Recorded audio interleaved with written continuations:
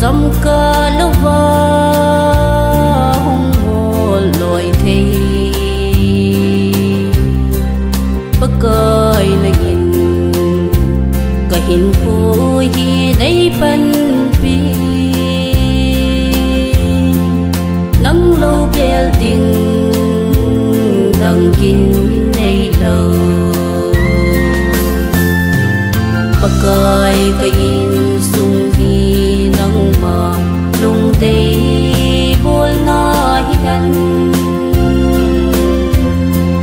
cái in sung hi thúc bi tân hi tình lệ in sung mi tê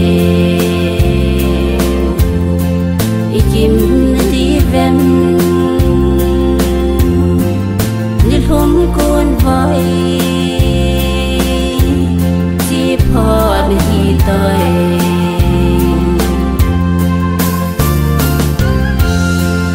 mi ba hình phố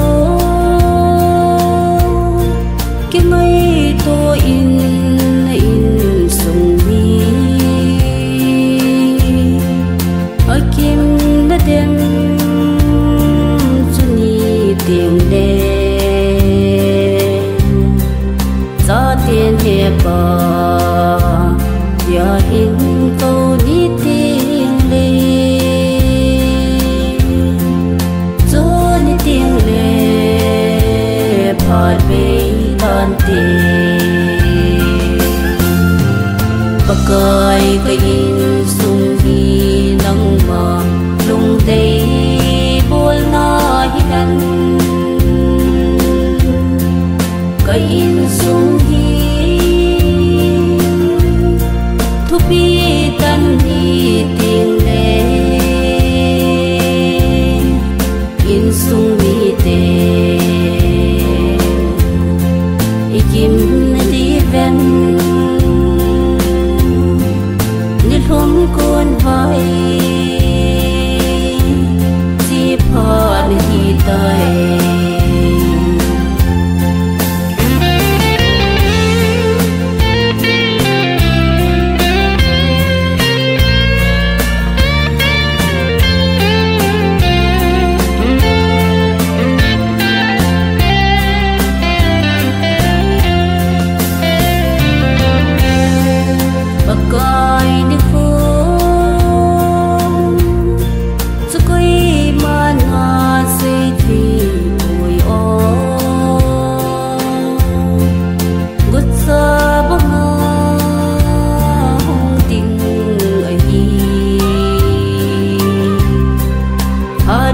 dân về giờ hin nó lung hay xin tôi hi áp nó lung hay xin bậc cơi cái in sung hi nắng mờ lung tây buồn nói gần cái in sung hi bi tân hi tiền lệ in sung mi tê ikim đi ven như hôm con vai